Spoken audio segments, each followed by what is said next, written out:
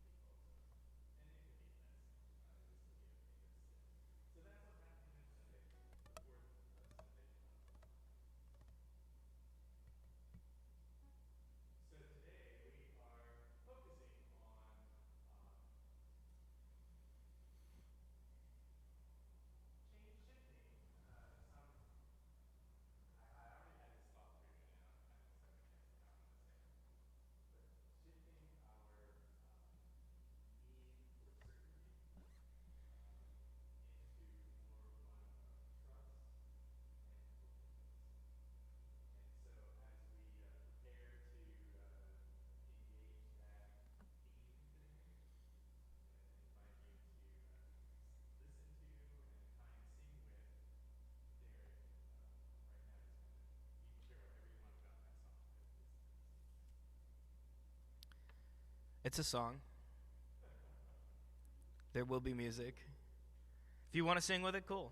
If not, listen and we'll pretend that it was beautiful.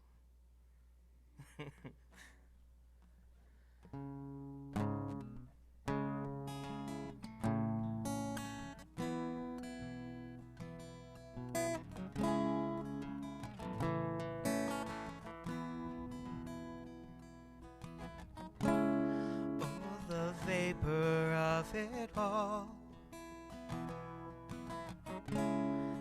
it's a chasing of the wind, the power of the earth, so pale and thin. We will set our hearts on you again. Heaven taunts the hearts of us all. Let's go there, yeah.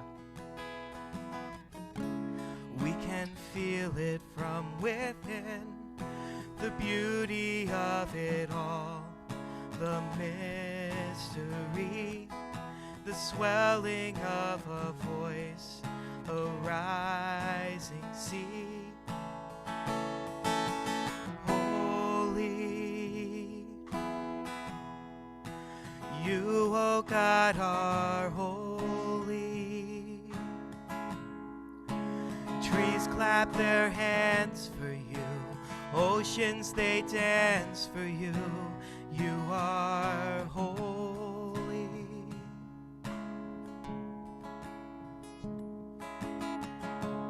Oh, the mystery of it all.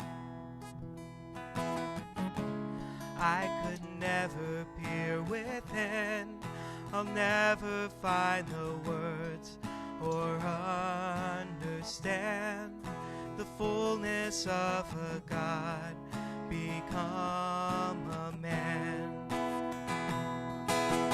Holy, you, O God, are holy. Trees clap their hands for you, oceans they dance for you. You are holy,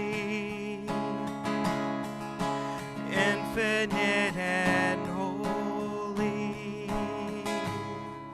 A billion suns rise for you, clouds paint the skies for you, mountains stand tall for you, valleys bow down to you, everything rising to sing all their songs to you.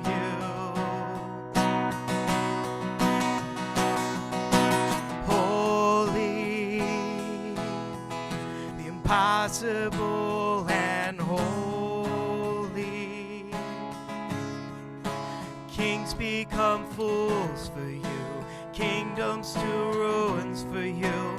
Vapor finds ground in you, music finds sound in you. Everything rising, everything rising, everything rising, singing. Come. Okay, give me a minute, I'll get this. Come like dawn, like waves, like sunlight. Bring this world to life. Come like rain, like breath, like springtime. Bring this world to life. We're gonna do that again.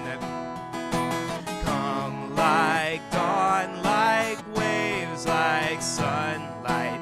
Bring this world to life. Come like rain, like breath, like springtime. Bring this world to life.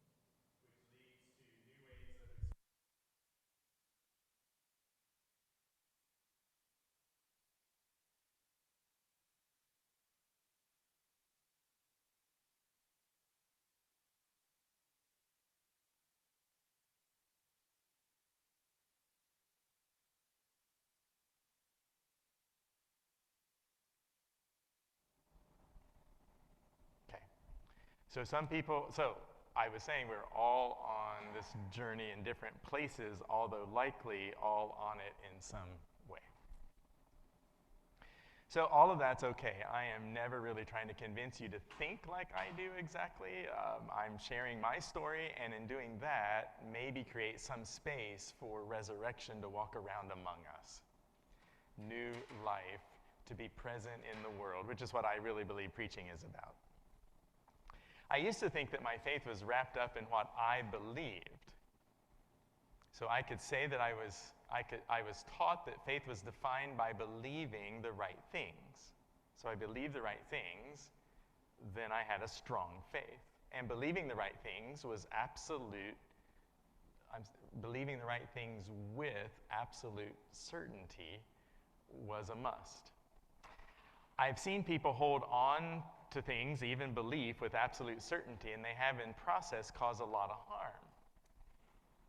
We see it in our society right now. People hold tightly to what they have heard or been told, or they've read on what they've read online or have seen on social media. I mean, I have to watch myself against that sometimes too. They think or believe so strongly that it's led to conspiracy theories being followed as truth, or mistrust, or hate and fear, and even violence. So the anger that's fueled by all of that fear of the world changing, because that's really where a lot of that comes from for all of us. I used to always say, as a leader throughout my life, I've created a lot of change, and you may have heard me say it, I like change when it's my idea.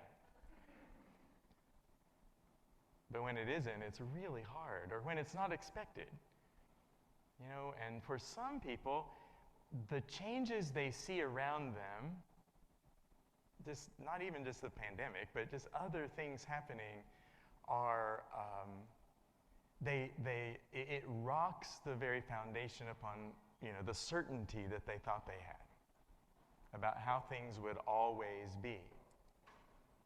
And often that causes anger fueled by fear of the world changing, what people thought they could count on, those not like them staying in their places, all this sort of thing that leads to some messed up responses.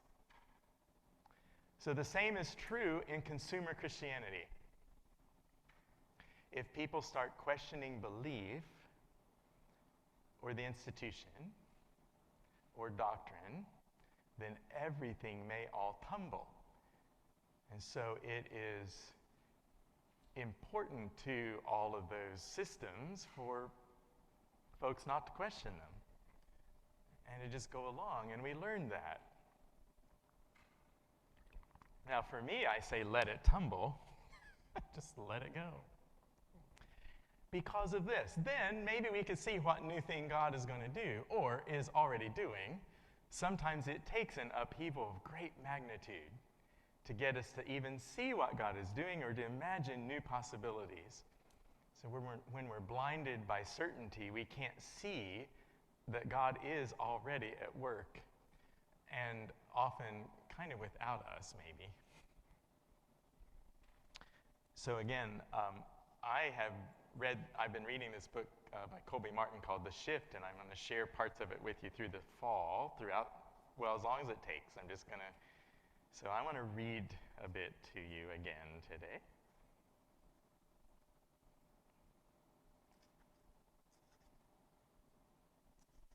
All right. So Colby says that the shift, which he's talking about for his own journey, what he's talking about is a shift from conservative to progressive Christianity. That's the journey that he's writing about. And he said the shift involves a deep, radical transformation. It invites you to see that the essence of your faith grew on top of a rotting foundation. The foundation of thinking the point in life is to believe the correct things and do so with certainty. Like sacrificial religious systems that suggest blood sacrifices can appease distant, angry gods, such a foundation needs to die. Only then can a new foundation built on faith as trust emerge in its place. And upon that foundation, a more flexible, spacious, and life-giving structure, which is to say, your spiritual and religious life, can begin to grow. So if strong faith is defined by how resistant it is to change, then it is often expressed with a closed fist and a closed mind. And that kind of definition of faith is kind of faith like a noun, I mentioned that last week, or something that's fragile, is also dependent on thinking that what God cares about most is that we believe the right things. But that's not even the way that Jesus taught in his own moments with crowds and with his closest followers. It's not the way he lived. The expectation that our faith is equal to believing the right things isn't what Jesus expected from the people that he engaged. So I'm going to ask a question. Have you ever expressed a new understanding about a belief or some other aspect of your faith practice that was changing, maybe expanding? Have you ever expressed that among friends or family that you knew were not going to think the same way? And that's not rhetorical. Would you say yeah and share if you feel comfortable sharing it, and their response or how that was for you? And I was thinking it doesn't have to be family or friends. It could be any group of people or a person, but I think family and friends it's really difficult.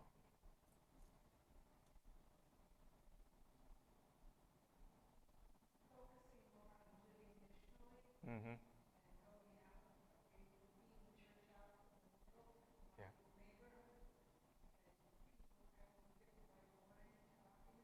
Yeah.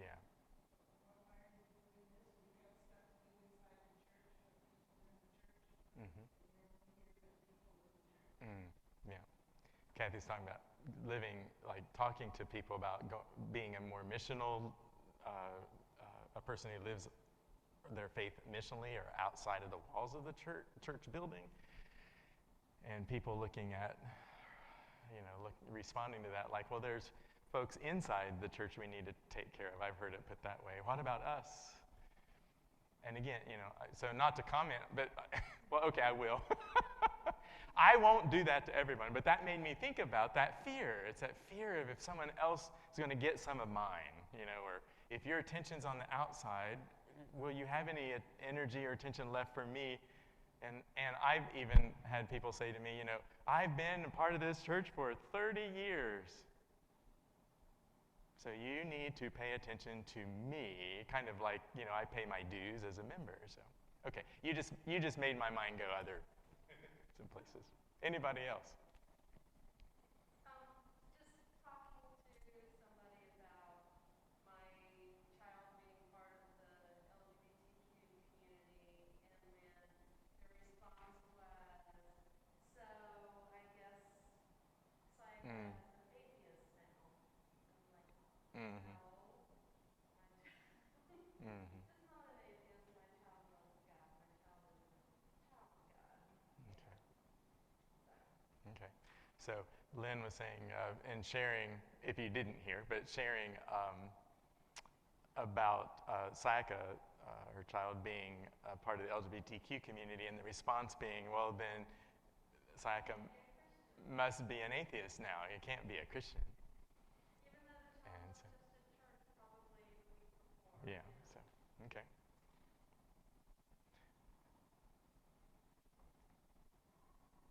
Anybody else?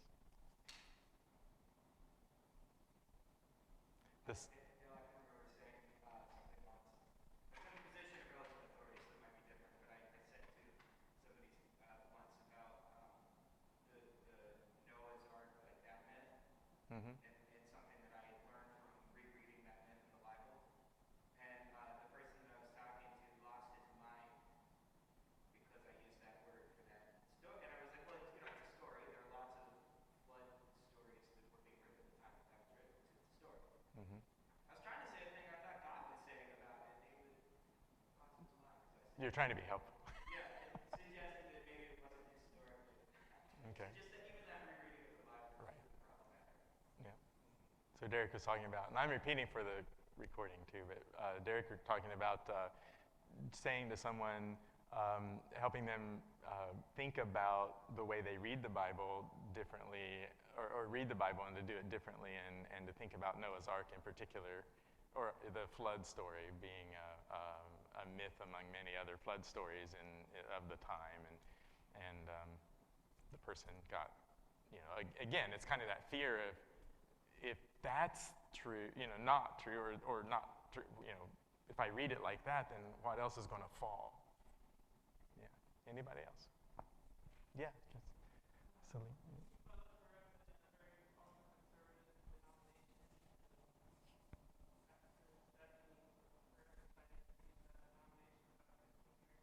Mm-hmm.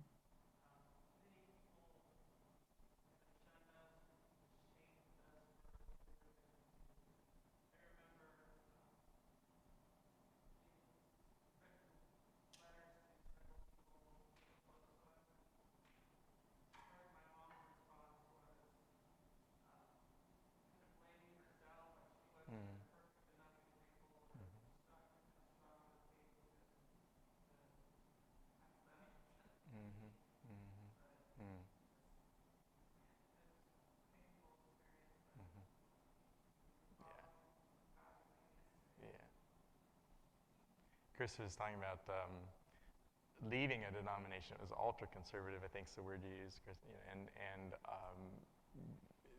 the shaming that people, even her mom or, family put on them. So, yeah.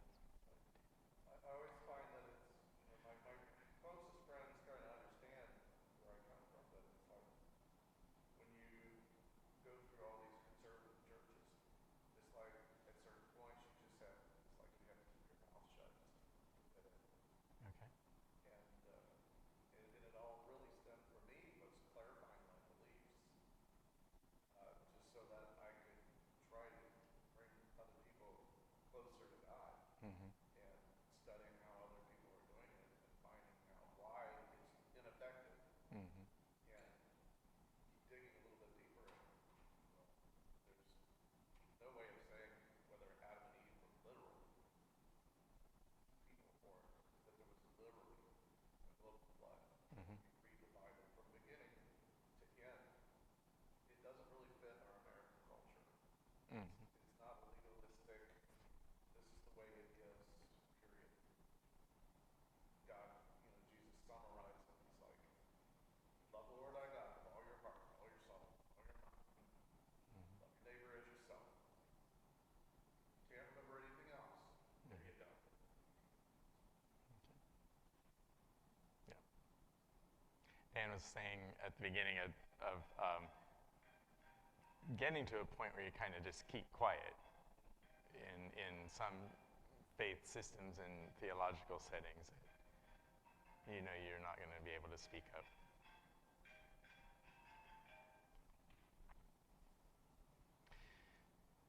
Anybody else have something to share before I say something else about that?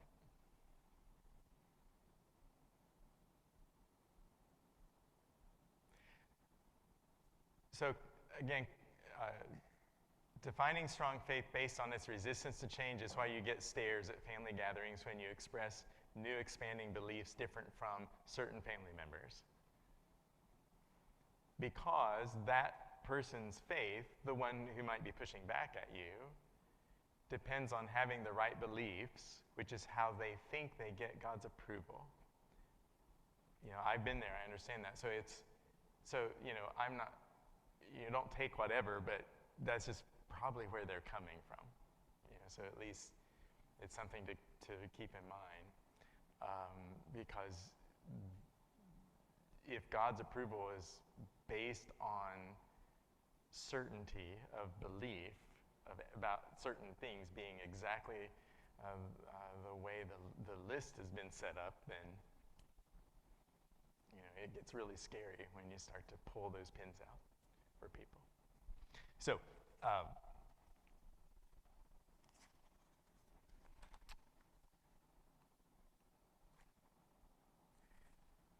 and Colby says this, I suggest we conceive of faith like a posture, a way we might hold ourselves in openness and trust. Faith is the conscious decision to say yes to the perpetual possibility of transformation and growth. So throughout the day, my family's cat, here's the text from yesterday, my family's cat wanders around our house in search of sunny spots, bright spots, places maybe on the couch or the carpet where she might lay to warm her belly. So faith is kind of like that, an awareness that there is a brilliant light shining out there, and we are constantly adjusting and shifting and turning ever so slightly toward it, always staying open not just to the possibility of its presence, but also to the idea that the light can change us, and that change is good. And, he says, to risk pushing the metaphor past its usefulness, we understand that even if we find the light on the edge of the couch, there's no sense in planting immovable roots in that spot. We might very well wake up shivering from an afternoon nap, having discovered we're no longer in the light. So once again, we assume the humble posture of openness and trust. In other words, faith, as we continue our quest. So where the light is moved, the cat's going to get up and move, right? And be open to the light. So I thought that was cool.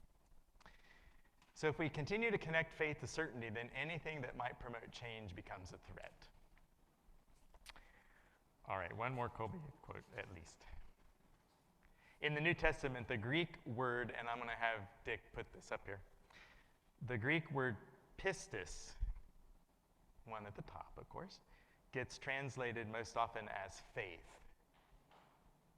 So whenever pistis shows up in the Greek, faith most often is how it's translated. Its fullest meaning brings together words like faith and faithfulness and trust. So in The Sin of Certainty, Pete Enns suggests that when we come across pistis in many of its 244 occurrences in the New Testament, if we swap out faith, where the translators have put faith, with trust instead, we will get closer to the heart behind the word pistis.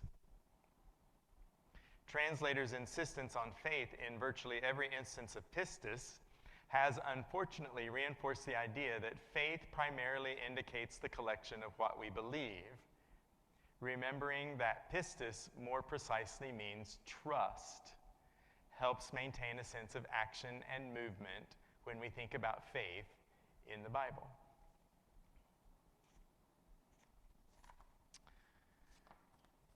We'll get to sozo in a minute.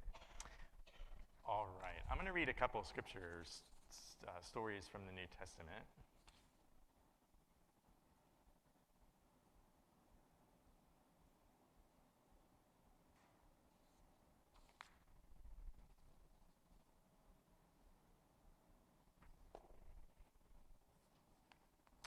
All right, hear this. When one of the Pharisees invited Jesus to have dinner with him, he went to the Pharisee's house and he reclined at the table.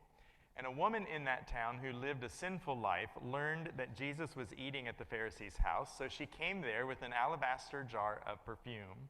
And as she stood behind him at his feet, weeping, she began to wet his feet with her tears.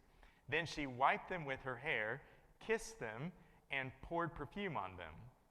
When the Pharisee who had invited him saw this, he said to himself, "If this man were a prophet, he would know who is touching him and what kind of woman she is, that she is a sinner." Well, Jesus answered him, "Simon, I have something to tell you." "Tell me, teacher," he said. I love the fun of that. And then he turned toward the woman and he said to Simon, "Do you see this woman?" Now, obviously he did. But he said, "I came into your house, and you didn't give me any water for my feet," which was a custom to wash your guests' feet when they came in because of sandals and dirt. "But she wet my feet with her tears and wiped them with her hair. You did not give me a kiss, but this woman from the time I entered has not stopped kissing my feet. You did not put oil on my head, but she has poured perfume on my feet. Therefore I tell you, her many sins have been forgiven, as her great love has shown. But whoever has been forgiven little loves little. And then Jesus said to her, your sins are forgiven. The other guests began to say among themselves, who is this who even forgives sins? And Jesus said to the woman, your faith has saved you. Go in peace. So again, not a rhetorical question, but what do you notice is happening in this story? Just anything.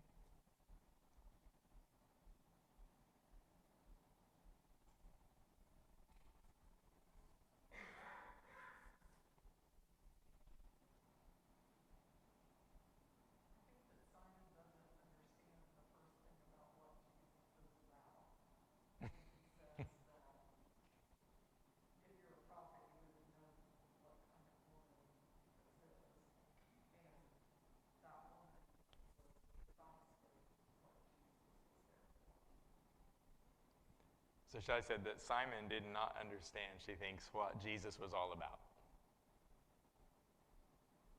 And that woman is why Jesus, the kind of folks that Jesus was there for. Okay, anybody else?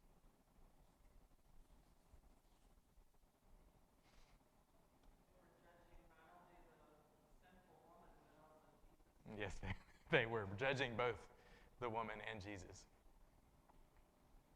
Yeah. The woman humbled herself. Mm-hmm. And Simon not. Yes, the woman humbled herself. Simon was more concerned about all the looks of it all. And yes, that makes me smile. That's very true.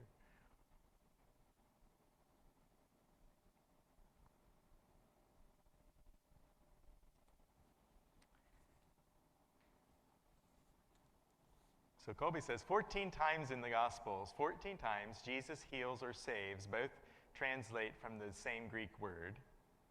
Heal or save, same Greek word. A person in response to their pistis. For example, Jesus told two different women, we just heard one story, your faith, pistis, has saved you. Go in peace. Removed from the context, the phrase, your faith has saved you, fits nicely within many Christian frameworks where faith, or pistis, means believing the right things, and saved, sozo, simply means not going to hell. And that's the system I grew up in. If you were saved, what that meant was you weren't going to hell. That's the main thing. So if that's the case, these stories should reveal women who demonstrated both a possession and an expression of correct belief.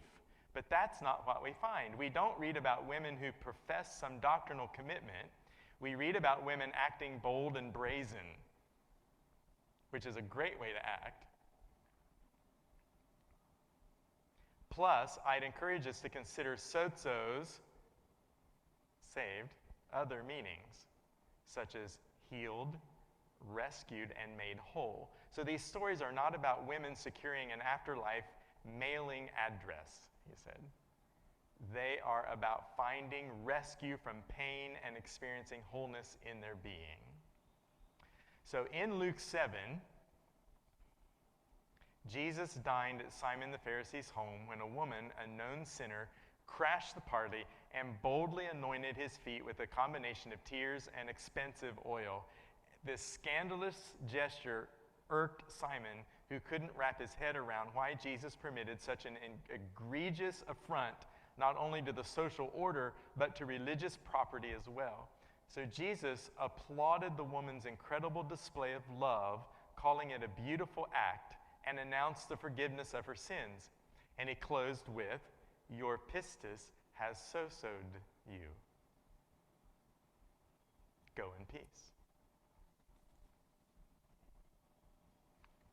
So in chapter 8 of Luke, we hear this story. As Jesus was on his way, the crowds almost crushed him, and a woman was there who had been subject to bleeding for 12 years, but no one could heal her. She came up behind him and touched the edge of his cloak, and immediately her bleeding stopped. Who touched me? Jesus said. When they all denied it, Peter said, Master, the people are crowding and pressing against you. But Jesus said, "Someone touched me. I know that power has gone out from me." And then the woman, seeing that she could not go unnoticed, came trembling and fell at his feet. And in the presence of all the people, she told why she had touched him and how she had been instantly healed. And then he said to her, "Daughter, your faith has healed you. Go in peace." Same question. What's happening here? What do you notice? There's a contrast that I see is that these women are knowledgeable of their sin, but the proudful and haughty people are not knowledgeable of theirs. Of theirs, okay.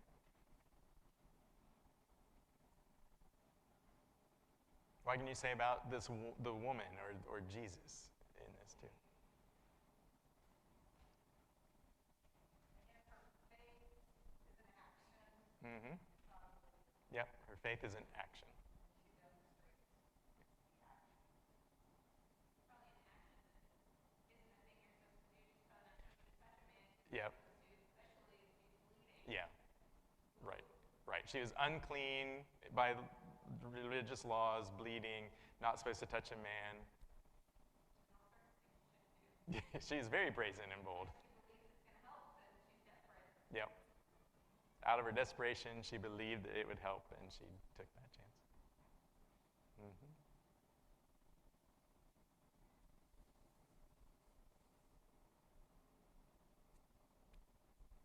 Anything else?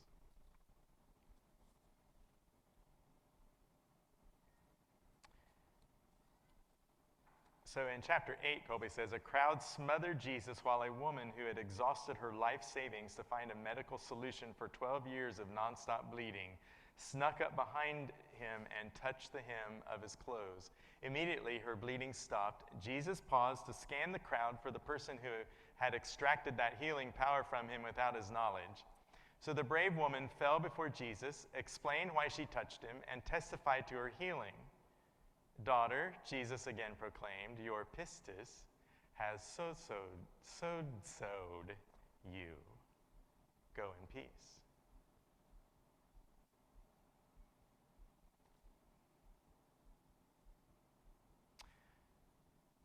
So if faith is about having correct beliefs, and if it functions as the mechanism by which we experience sozo, healing, saving, wholeness, then I ask you, Colby says, what belief, what theological concept, what doctrine did these two women possess that prompted Jesus to praise their faith and present them with salvation and healing and rescue and wholeness? Selena mentioned that. According to these two stories, it was absolutely nothing. These stories don't depend on the women's belief. Rather, their bold actions lead to their life-changing moments. So Jesus praised their bravery and openness and how they threw themselves humbly at his feet because they trusted that he was good, that he was kind, that he was love.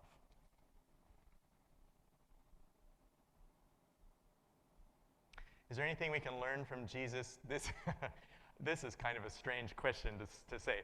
Anything we can learn from Jesus about how to live in this world? Well, yes, but so maybe I should ask, what can we learn from Jesus about living in this world and how to engage people we encounter?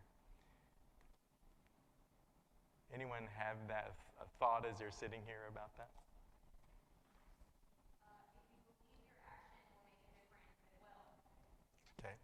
If you believe your action will make a difference, it will. Yes. Acknowledging others when they reach out in Mm-hmm. faith, when they act, when they are bold, Yeah. being kind to others. Mm-hmm. Paying attention to others, acknowledging them.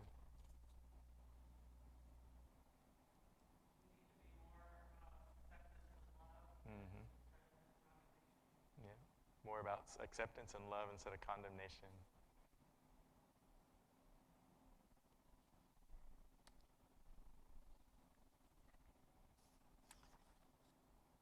Last thing I'm going to read. We're going to move. So if Jesus was the light shining in the darkness, then they, in these stories, were the kittens sprawling out to warm their bellies. I thought that was pretty plain and powerful, which is the posture we can take when we approach our own faith about the certainty that we, think we have to have, or we're told that we must have about the right things.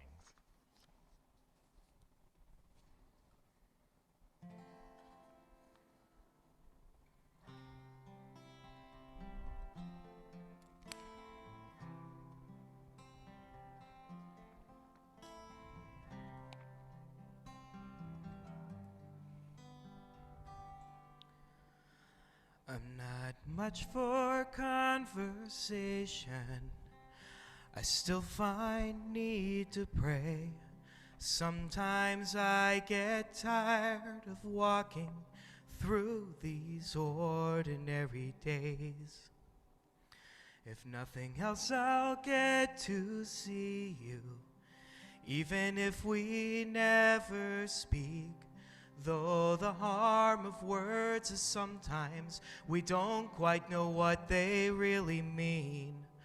I don't know where, I don't know how, I don't know why, but your love can make these things better. I wanna lay down in this field, stare up at the sky. I hope the days and clouds turn into something as they pass us by. Maybe you might settle for skylines faded blue. I hope that you might settle for this love I have for you.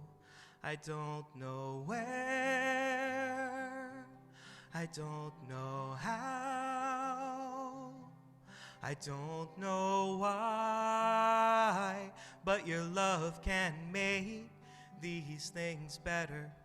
Your love can make these things better. Your love can make these things better.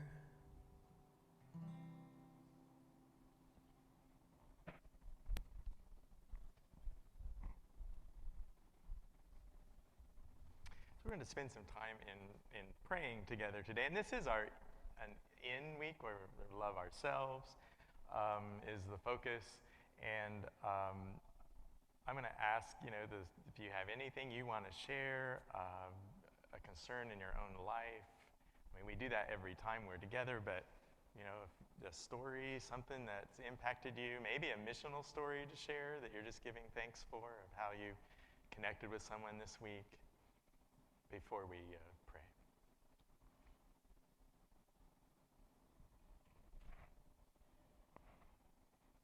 And you may not, and that's okay.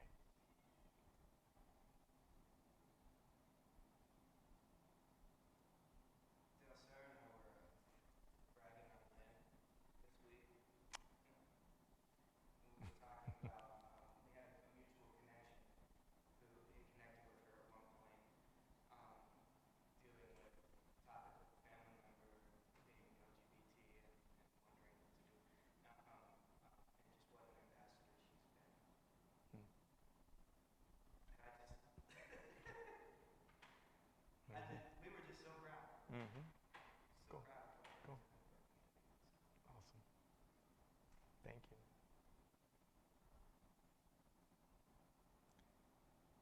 Anybody else?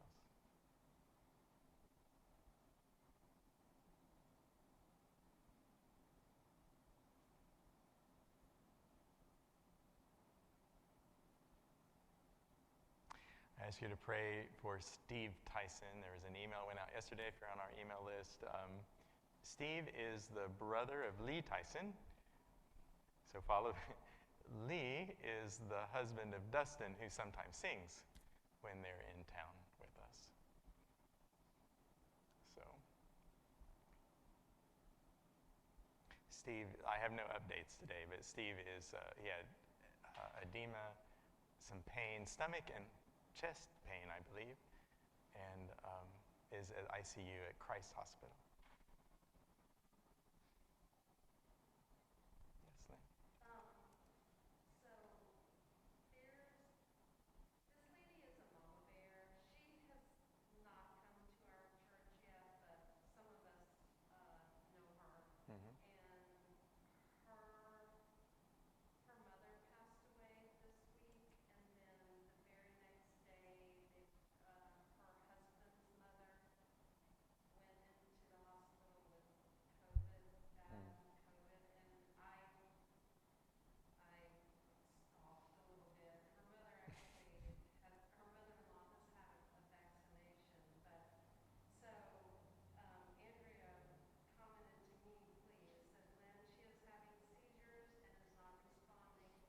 Her electrolytes are still down, as is her oxygen. They're doing an MRI on her tonight to see if they can find out why. I know we're not members of the open table. We spend Sundays with my mother-in-law. If there is any chance you could ask for prayers for Mary Johnstone. It's services tomorrow. We would appreciate it. This is completely blindsided us. So. Will do. I got a phone call and then some subsequent emails following about from a friend of mine that was just asking prayer for a couple that she knows. Both a man and woman are in ICU with COVID. The man is in renal failure, and the family's told that there's really nothing more they can do. His wife, they are trying to transfer her to Ohio State. I'm not sure. She's probably in the Chillicothe area, trying to get her to ICU at OSU. I haven't heard if that happened. But anyway, Kathy, my friend's name, asked for prayer for both of them and their family and people who know them and doctors that are tending to their needs and for peace. And anybody else have a concern or a joy or just a missional moment you want to lift up today?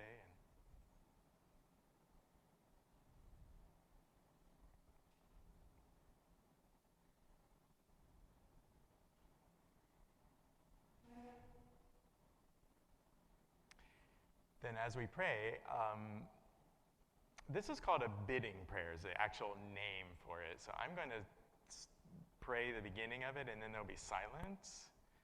And then when I will call the silence to close by saying, Lord, in your love, I invite you to pray, hear our prayer.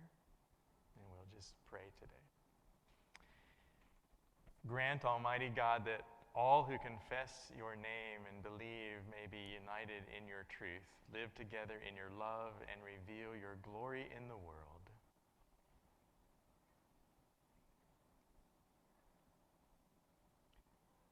Lord, in your love, hear our prayer.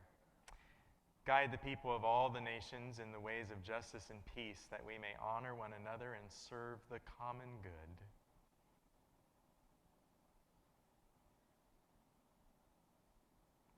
Lord, in your love, give us all a respect for the earth, that we may honor it, and in doing so, give honor to the Creator.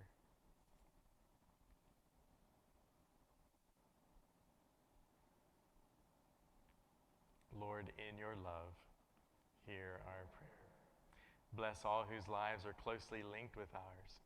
Grant that we may serve Jesus in them and love one another as he loves us.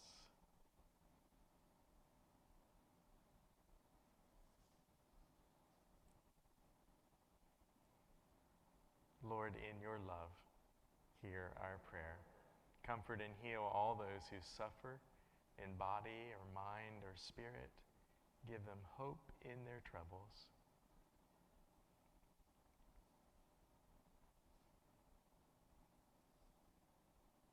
Lord, in your love, hear our prayer. So as we celebrate at the table, which is something else we do when we gather every time, I'm going to invite you soon to come forward and receive one of these we're using during the pandemic. When you take it back to wherever you're seated, and then there will be a very thin layer of cellophane that you can pull off to reveal what is called bread. And then you can snap the bigger tab to get to the grape juice. And just do that whenever you're ready, where you're seated. So we are here because, and I'll say this, everyone is welcome and invited to God's table today. We're here because Jesus has called us, strangers and friends, believers and doubters, the certain and the curious. It's always a mixed company that Jesus gathers and invites to his table, where in bread and wine he meets us, and through him we who are different are joined to each other. So come, not because you understand, but because you are understood. Come, not because of how you feel, but because God has food for you. Come, not because you deserve a place, but because Jesus invites you, just as you are. So as Jesus broke bread, we break this bread. And as Jesus shared wine, we share this cup.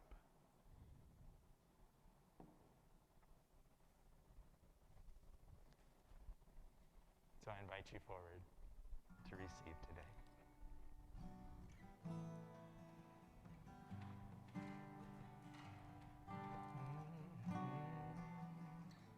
Body and blood of Jesus.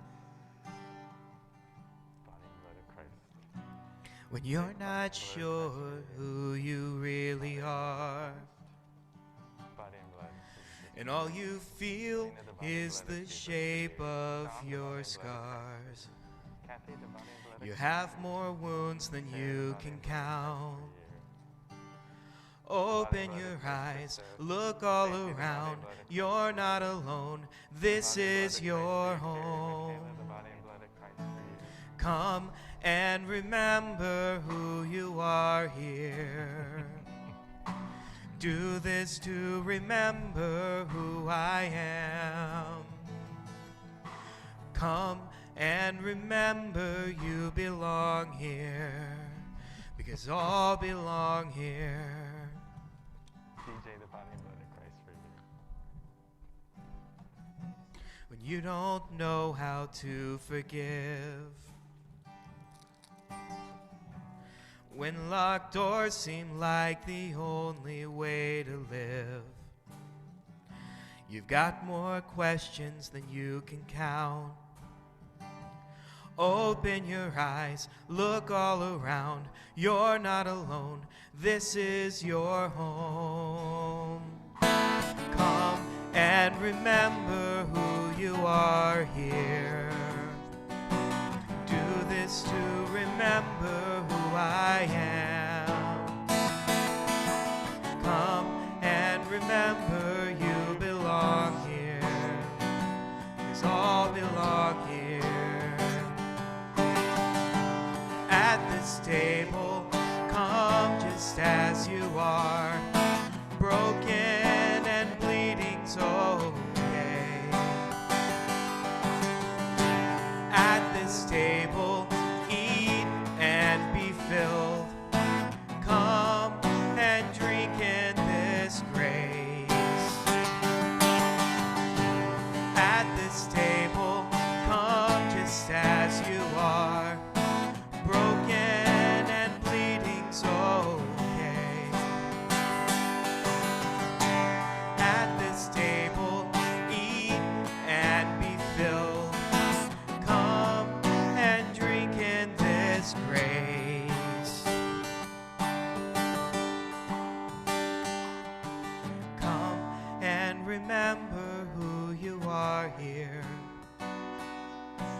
Do this to remember who I am. Come and remember you belong here. All belong here.